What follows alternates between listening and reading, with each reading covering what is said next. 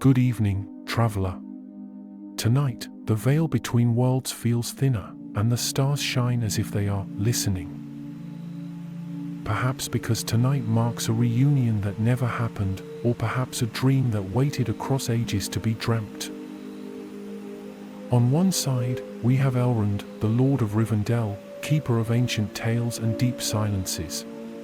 On the other, Eärendil, his father, the legendary mariner who traded the earth for the sky, becoming the brightest star of the night.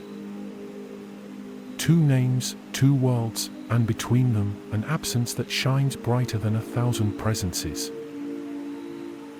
Imagine growing up with the sky as your constant companion. Elrond was just a child when Eärendil embarked on his final journey, crossing forbidden seas to beg the Veiler for mercy.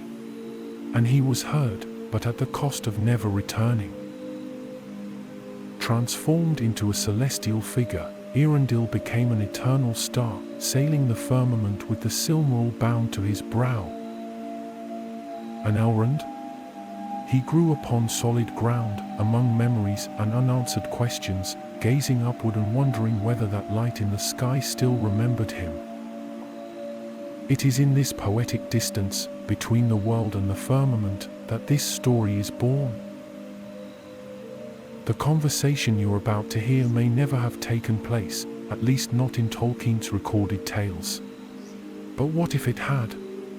What if, on an unusual night, the stars finally whispered back? Today's story is not a forgotten chapter of Middle-earthlore's chronicles, it's a gesture of imagination, an unsent letter that finds a reply. A reunion between father and son, woven with longing, admiration, and a touch of old-world humor. For even a star might have something amusing to say. And don't be misled, this is not merely another tale about elves and constellations. It's about losses that become bridges, about hope that endures even when everything feels too far away.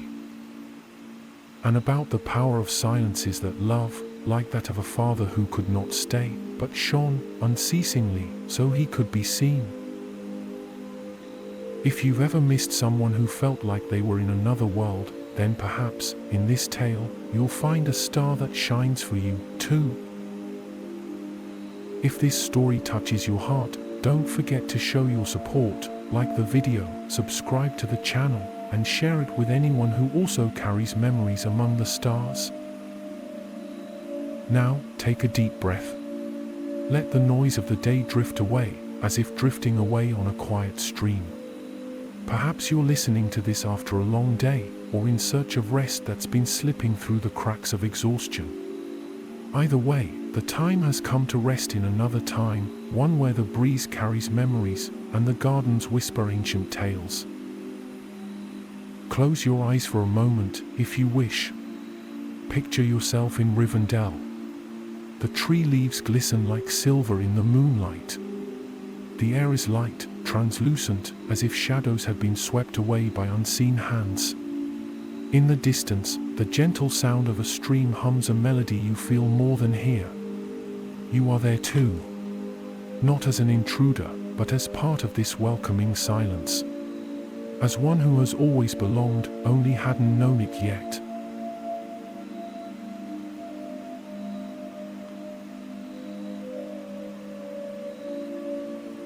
On that rare night, when the stars seemed to whisper forgotten songs, Elrond lifted his eyes to the sky and found, in the brightest light, the echo of a love that had never faded.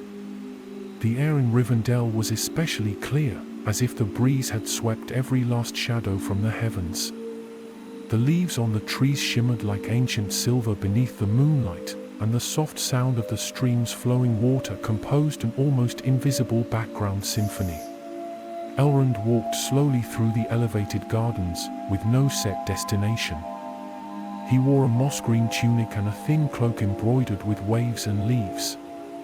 In his hands, he held a leather-bound notebook, its edges already worn, where he scribbled dreams he had never shared with anyone. Well, who would have thought the fireflies would return before the promises, he murmured, watching tiny lights flicker among the bushes. And still more punctual than the ambassadors from Forlinden. He sat down on a stone bench adorned with runes, covered in lichen soft as velvet. From that high perch, one could see the whole valley and, above it, the star of Eärendil shining with singular force. "Good evening, O stubborn star," he said with a half smile, shining so brightly, as if trying to chime in on the conversation, as if you didn't know that no one here speaks to stars anymore. He raised his hand and waved, as if greeting an old friend at a tavern counter. "If you can hear me, Father, forgive the wrinkled tunic. I know Mother wouldn't approve, but it's comfortable." Elrond's voice floated in the air as if made of laughing mist. It was one of those moments that didn't need to make sense. I've always wondered what the voice of a celestial father might sound like. Deep baritone? Or something between thunder and rustling leaves? Elrond tilted his head. "I sincerely hope it's nothing like Uncle Magla's." Now that voice was truly a lullaby.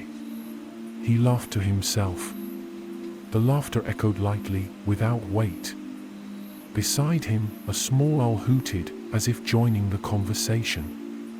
"All right, maybe I exaggerated. Magla could sing. He just took too long." It was as if each note waited for approval from the stars. Literally. Flipping through the notebook, he found an old note. If stars could speak, would they tell secrets or just make puns? He scribbled beneath it, "Starical.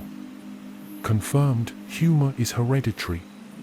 The wind blew, soft and curious, swaying the ends of his cloak. Elrond closed his eyes for a moment, breathing in the scent of night flowers. There was something there he could not name, a light peace, like a memory tucked away in the back of childhood.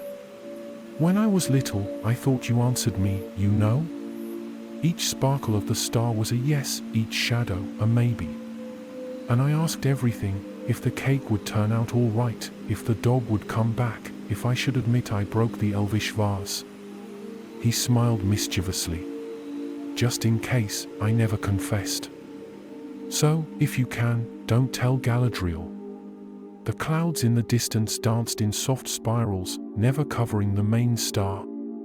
Eärendil shone as if silently laughing.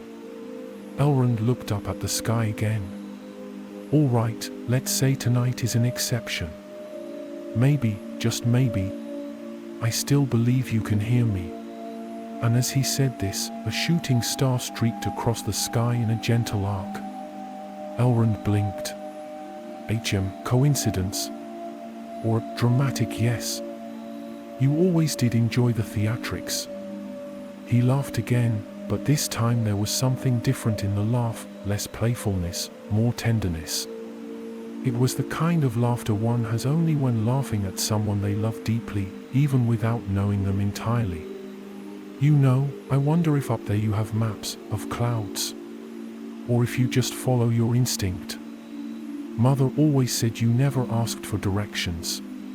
The sound of a distant bell echoed from the east, bringing with it a sense that the conversation was coming to a close. But Elrond remained there, eyes fixed on the star.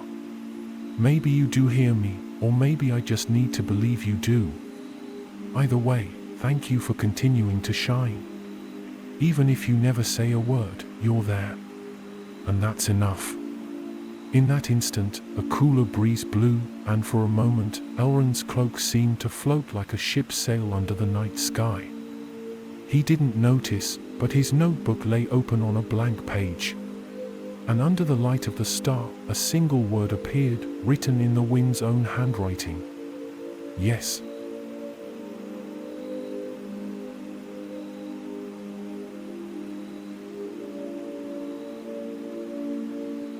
Elrond remained on the stone bench, eyes turned to the sky and thoughts drifting like leaves carried by the current. Suddenly, he heard something. Not with his ears, but with that part of the soul that recognizes when silence changes tone. It was subtle, like the sound of a feather brushing the surface of water. A flash crossed the sky and, for a moment, everything seemed to freeze. Eärendil's star flickered. And then, As if emerging from a dream interwoven with the veil of reality, a voice echoed in Elrond's mind. Deep, measured, serene. Like the sea speaking to the shore. Still tearing the sky with questions, son of earth and star? Elrond brought a hand to his chest, nearly dropping the notebook. He looked around, furrowing his brow. Nothing. No sign of any physical presence. Well done, Elrond, he murmured to himself. Now you're hearing voices from the upper atmosphere. The voice returned, now with a faint trace of paternal humor. I didn't have to cross atmospheric layers to hear you. You spoke loudly enough. Even the fireflies stopped to listen. Eärendil, he whispered, as if testing a forbidden word. Is it you? I don't know if I'm what you expect, but I'm the one who always listened, even without being able to answer. Until now. Elrond straightened, trying to appear dignified, but a dry leaf chose that moment to fly directly into his face, breaking the solemn moment. He brushed it away with an expression caught between wonder and disbelief. If this is a dream, please don't wake me up. If it is a dream, let it be one of the good ones. The kind that are kept between pages, beside the loveliest parts. There was a brief pause. Elrond cleared his throat. So, what should I call you? Captain of the Stars? Commander of Dusk, Dad? The response came with a gentle laugh, like the gentle creak of old wood under the moonlight. Call me whatever you like, as long as it's not the one who left. The world has called me that far too often already. Elrond lowered his eyes for a moment. A shadow of emotion passed across his face. I never thought that. I only wondered if I'd ever hear your voice, or if you were just a tale others told. And what did you think I'd say, if I ever spoke? Elrond sighed, running a hand through his hair. I hoped, maybe a word of advice. Or perhaps a scolding about my posture at the table. Do you still sit as if you're part of the furniture? Elwin used to say it was a gift. Elrond laughed. Truly laughed. The kind of laugh that springs from surprise and recognition. Mother exaggerated. Always. But she did it with flair. The night seemed more alive now. The trees leaned in like attentive listeners, and even the stream slowed its rhythm, as if eager to catch every word. Elrond looked back up at the star. So, why now? After all these years, so many whispered prayers, and letters never sent? Because you spoke like you did when you were a child. Without armor, without masks. With pure longing. And that crosses any distance. Silence. But it wasn't uncomfortable. It was the kind of silence shared between those who understand one another without needing words. Can you see from up there? The world? The rivers and mountains? Elrond asked. I see. And I see you. Always have. I saw your steps on the ice, your silence amidst celebration. I saw you recite poems to withered flowers in autumn. I saw you dancing alone, thinking no one watched. Elrond blushed. That wasn't dancing. It was balance training. On rocks. With rhythm. Of course. A warrior in training with footwork like a drifting leaf. You really saw me. Always. And not only you. I saw the free peoples beneath heavy skies. I saw courage where there was no hope. I saw beauty endure through grey days. Elrond closed his eyes. The voice was not just sound, it was memory, a breeze from long ago wrapping him like an embrace. I have so much to ask. And I, so much to hear. And there, beneath the sky that breathed stars, father and son met in a space between the real and the imagined, like two travelers swapping stories around a fire that couldn't be seen. The night had grown less cold, and even the fireflies blinked more slowly, lulled by the rhythm of the conversation. And above them, Eärendil's star not only shone, it listened, it replied, and it laughed with the sun who still waited for it, even without knowing.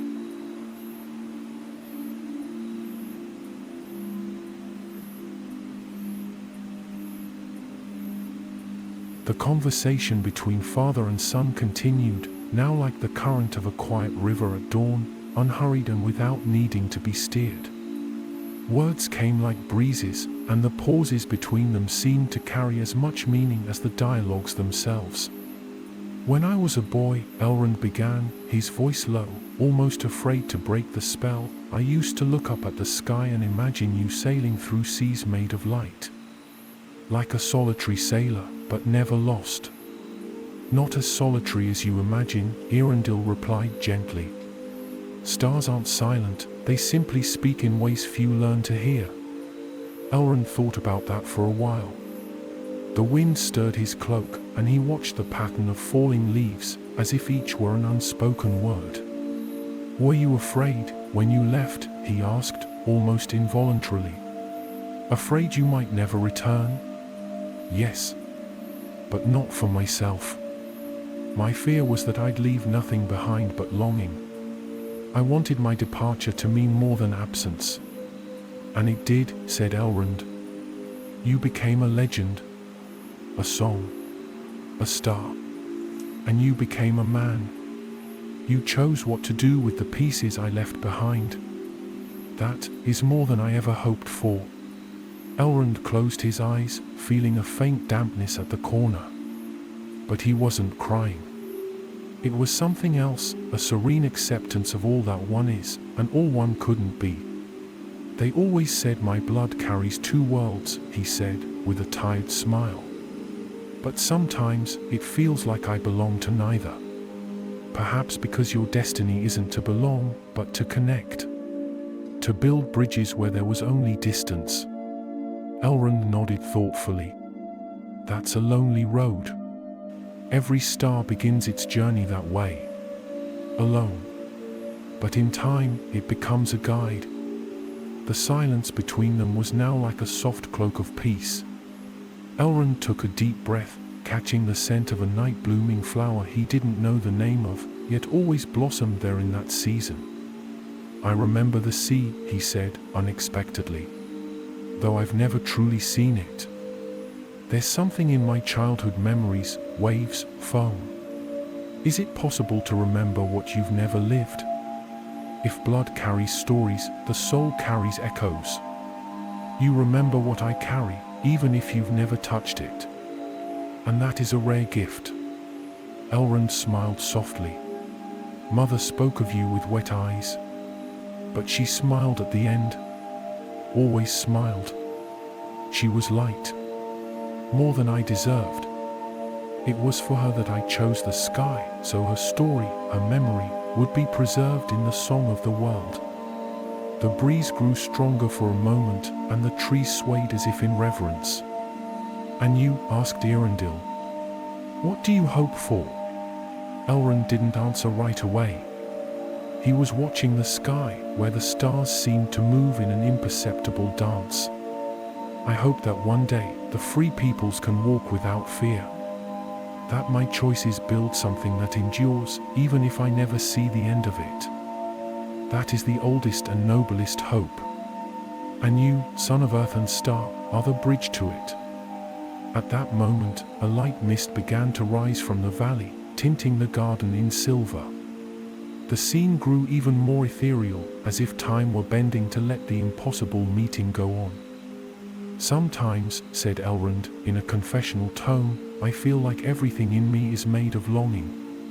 As if every cell remembers something I haven't lived yet. That is the gift and the burden of those born between worlds. But don't be misled, longing also guides. It points to what matters." The young elf, or man, or perhaps both, remained silent. But it was a full silence, not one of anguish. Eärendil's presence was like an unplayed melody, filling everything without a sound.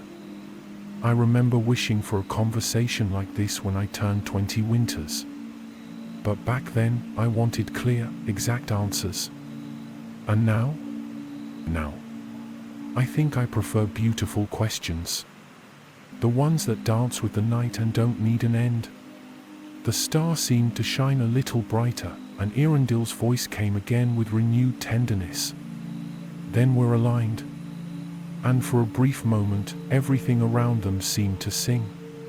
As if the world, just for that night, moved in harmony with all that was spoken, felt, and dreamed.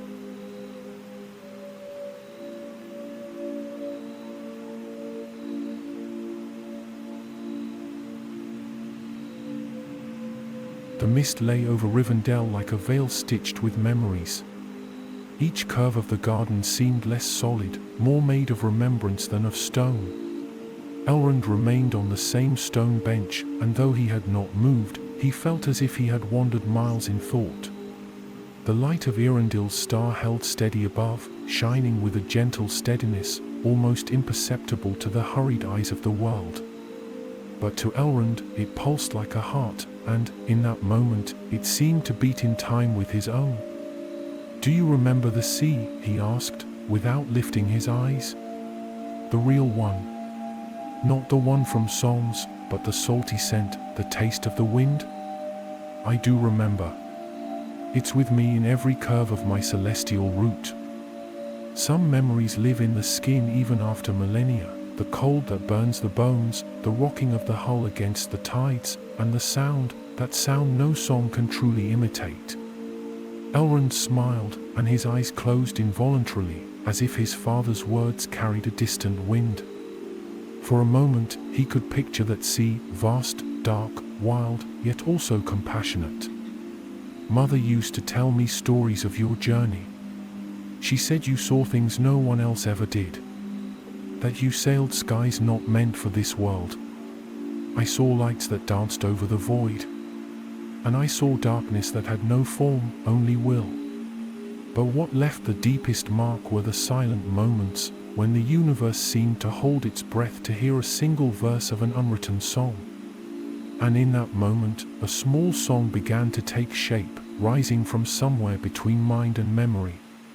Eärendil was singing, but the voice came as if the stars themselves were singing it. Over the endless sea I sailed, with the light of a dream as helm.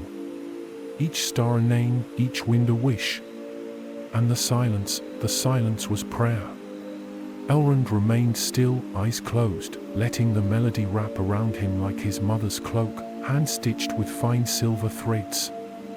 "The words aren't mine," said Eärendil. "They only echo from what lingers between the worlds. Fragments of memory, of longing, of desire."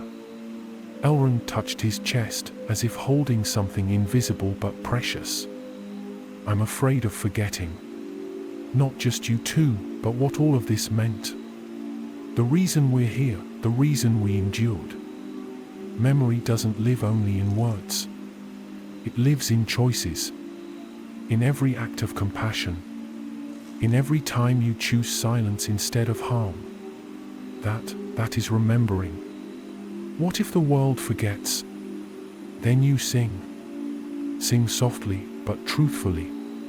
Because true songs are never lost. They hide, sometimes, waiting for hearts ready to hear." Elrond looked up. "I wrote something once.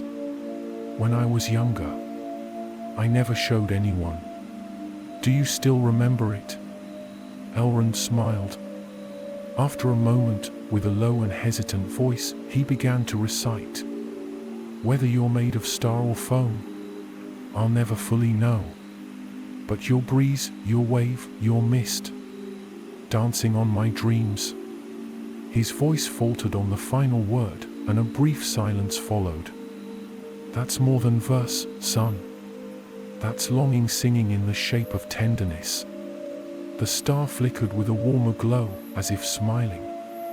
"Sometimes I wonder," said Elrond, "if everyone carries a song within that will never be heard. And if that's what keeps us awake at night. Or maybe it's what rocks us to sleep when the world feels too much." Elrond leaned back on the bench, folding his hands over his stomach. The sky seemed vaster than before, and at the same time, nearer. "You guided me," he said, "even without words, even without gestures. But you were the one who chose to listen. That was always your strength." Elrond reflected for a moment. He thought of Arwen, of her eyes so full of future and melancholy all at once. He thought of the world he wished to leave her, a world where songs like these weren't just memories, but hope. "She would make you proud. She speaks little, but when she does, the world listens. She is your reflection. So I already am proud." A stronger gust of wind came down from the north, sending the leaves into soft spirals. It was as if the air itself were celebrating that moment of communion. Elrond thought of maps he had never drawn, of roads he had never walked. And yet, there, among constellations and memories, he felt more whole than in any marble hall or council of kings. And what if this is just a dream? Then let it be the truest of all. For there are truths that can only live in dreams.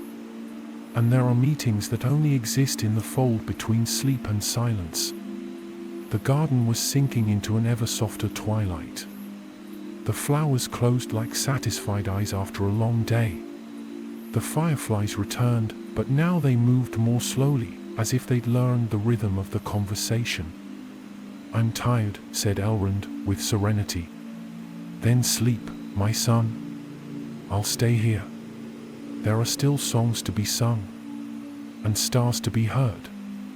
And beneath that ancient sky, beneath the gentle presence of an ancestral voice, Elrond closed his eyes.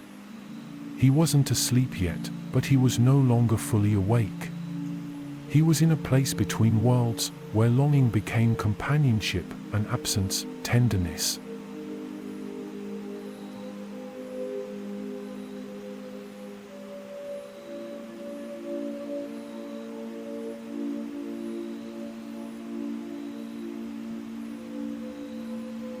Time seemed suspended, as if the night itself had decided to rest beside Elrond in that garden, where words drifted through the air like enchanted leaves.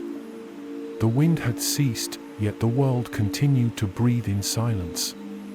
"Sometimes I think," murmured Elrond, "that I was shaped more by what I lacked than by what I was given." The star remained silent for a moment.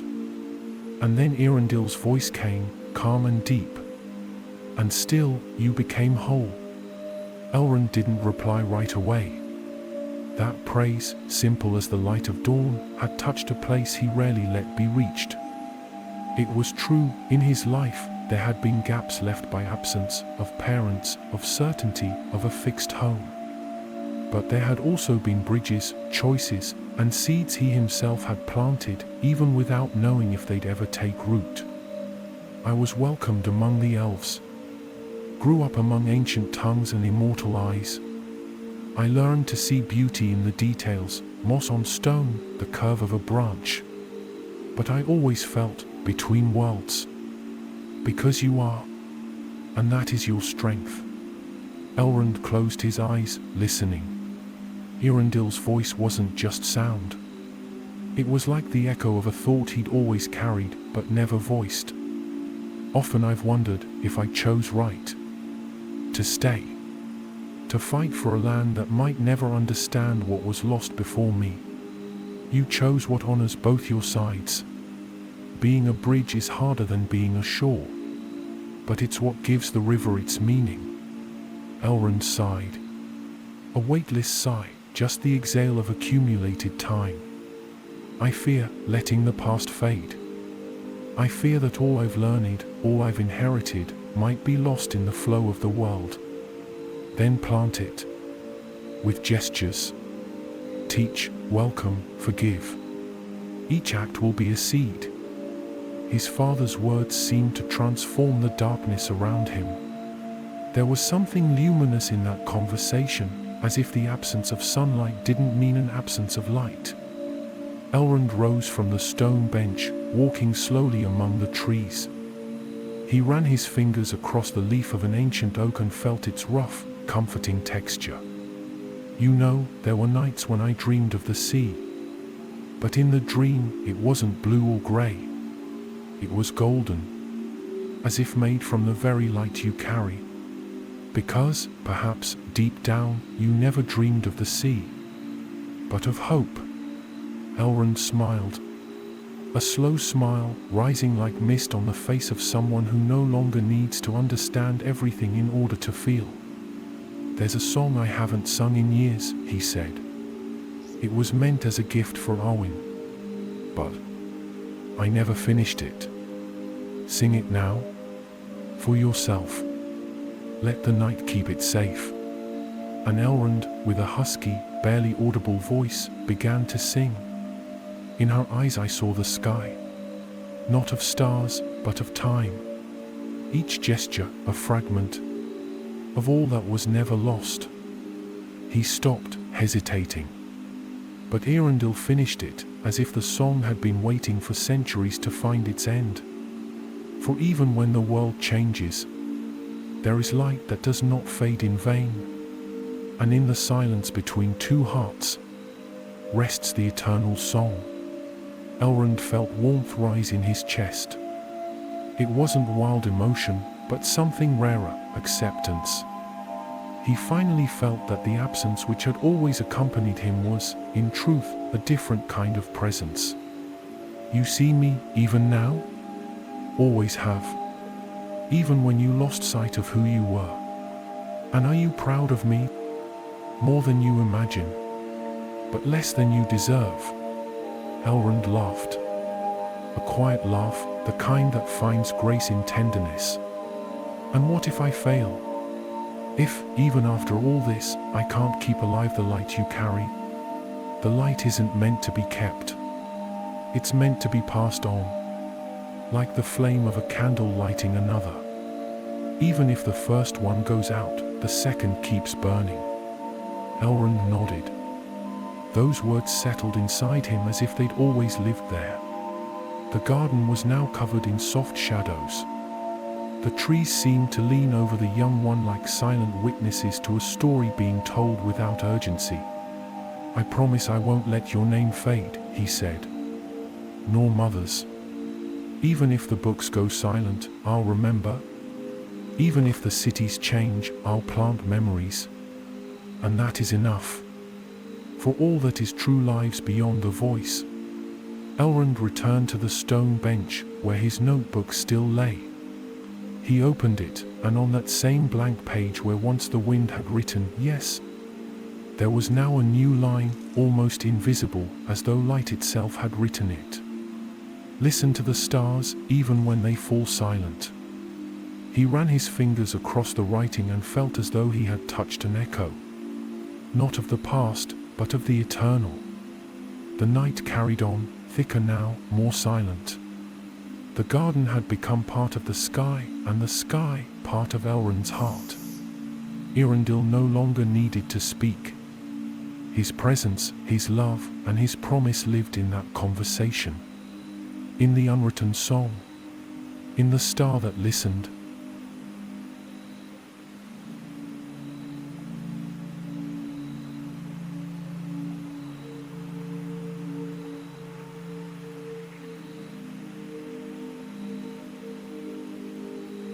The night was about to yield its vigil to the dawn. There was no light on the horizon yet, but the air carried that subtle change only the attentive perceive, as if the world were holding its breath, bracing for the return of the light. But in the high garden of Rivendell, where time seemed to sleep between the leaves, Elrond was still awake. Seated on the stone bench, notebook in his lap, eyes lifted to Eärendil's star, he no longer felt rushed or restless. Still there, he murmured, as if sharing a secret. The star's light blinked softly, like a distant eyelid of fire, and the breeze replied with a gentle brush against his skin. No words came, and none were needed anymore. What needed to be said had already been sown, and now, like an ancient tree, it lived in the silence. Elrond closed his eyes.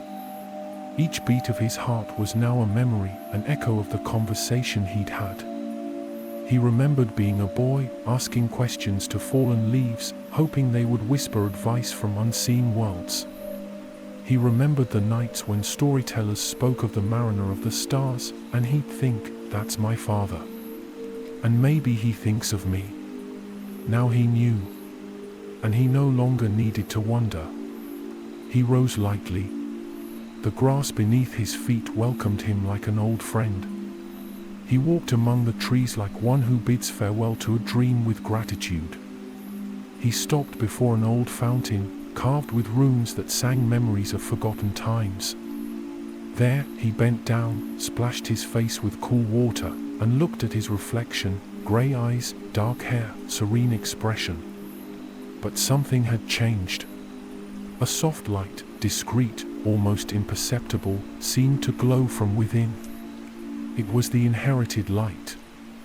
The light of someone who chose to shine like a star, not out of pride, but to guide. He walked back to the bench and picked up his notebook. In it, he wrote a single line. "Love that endures through time becomes a guide, and those who guide never truly leave."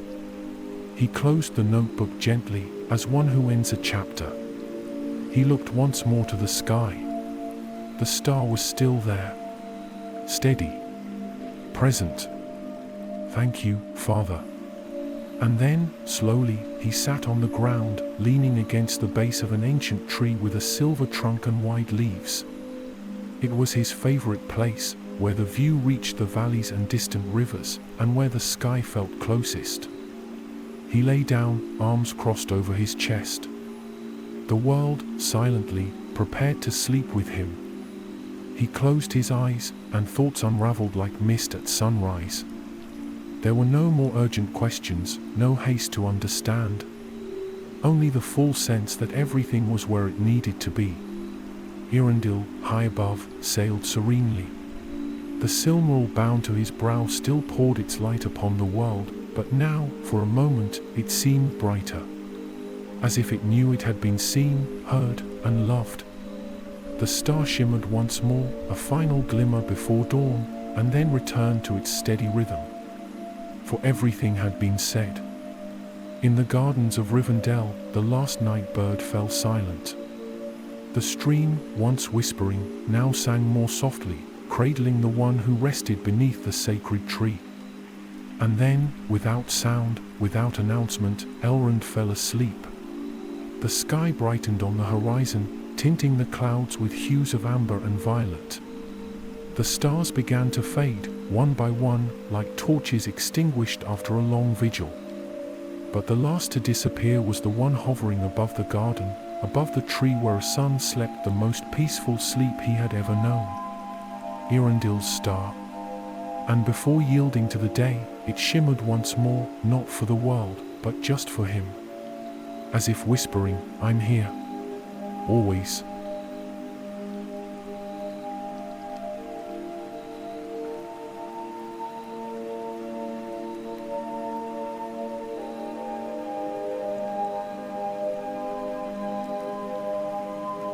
The stream in the distance sings more softly, as if cradling one last thought before sleep. The leaves move in lazy spirals, and the whole world seems to breathe gently. You are safe here. Everything is in harmony. The light that once guided Eärendil across the skies now guides your thoughts toward rest. And the silence, far from empty, is full of presence, like a song that continues even after its words have faded. Allow yourself to rest beneath this sky. Feel the weight on your shoulders begin to ease, as if every difficult memory is now being welcomed and dissolved into the gentle mist of dawn. There is no hurry. Nothing left to do. Only to be. Only to feel. The star still shines. And even when your eyes close, it will remain, constant, silent, watchful. May this night carry away the weariness of your days, the longing that lingers, and the questions still unanswered. For there is a kind of answer that only sleep can bring. And perhaps, like Elrond, you too may find in silence an unexpected companion. Good night. And may the stars listen to you as well.